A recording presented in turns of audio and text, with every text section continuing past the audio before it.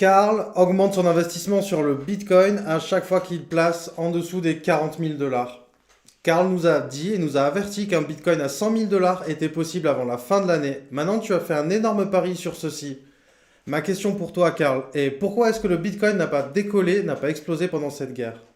Bien, premièrement, je pense que regarder le Bitcoin et s'y intéresser à court terme est un petit peu à l'encontre de l'utilité que peut avoir le Bitcoin, puisque le Bitcoin est une solution à long terme, un remède contre un système financier complètement malade. Et je pense que d'ici les prochaines 5 à 10 années, je pense que quand on regarde ce type d'horizon, c'est ce qu'il faut, c'est la vision que j'ai sur le Bitcoin personnellement. Et donc la question maintenant de savoir pourquoi est-ce que le Bitcoin n'explose pas avec cette guerre, eh bien je pense que les fondamentaux derrière le Bitcoin n'ont jamais été aussi forts, aussi puissants. Quels sont les fondamentaux dont tu parles sur le Bitcoin qui n'ont jamais été aussi forts, qui vont nous amener à un Bitcoin à 100 000 dollars d'ici la fin de l'année?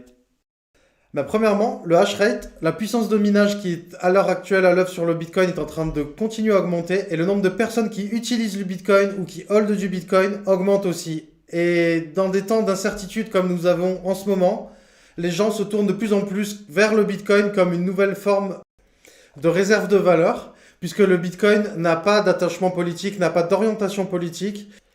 Votre argent dans une banque peut être confisqué, mais avec le Bitcoin, vous pouvez littéralement traverser les frontières avec votre clé privée dans votre tête et vous pouvez traverser la planète avec des millions de dollars à l'intérieur de votre tête. C'est quelque chose qui n'a jamais été possible avant et on peut voir que les gens, dans des temps d'incertitude, sont en train d'utiliser de plus en plus le Bitcoin. Et d'ici les prochaines années, si vous pensez que cette incertitude va augmenter, je suis sûr que le Bitcoin va aussi augmenter en valeur.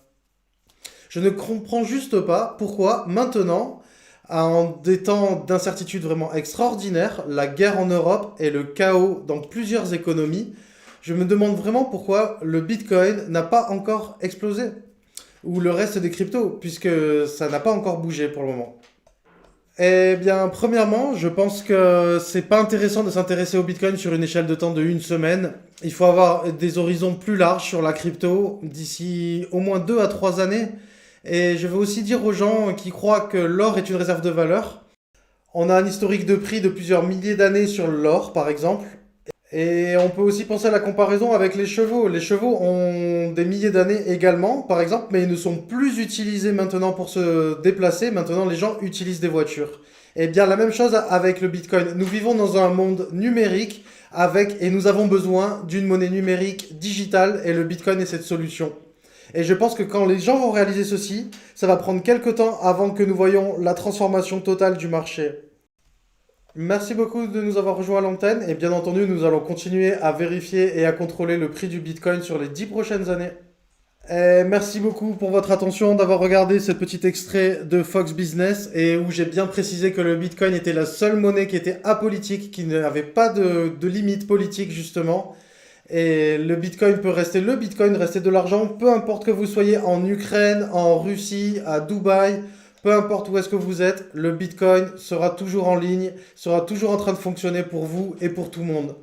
Et je pense que c'est révolutionnaire et je suis vraiment si heureux de faire partie du Bitcoin, en plus particulier dans des temps d'incertitude comme cela. Donc merci beaucoup pour votre soutien comme d'habitude.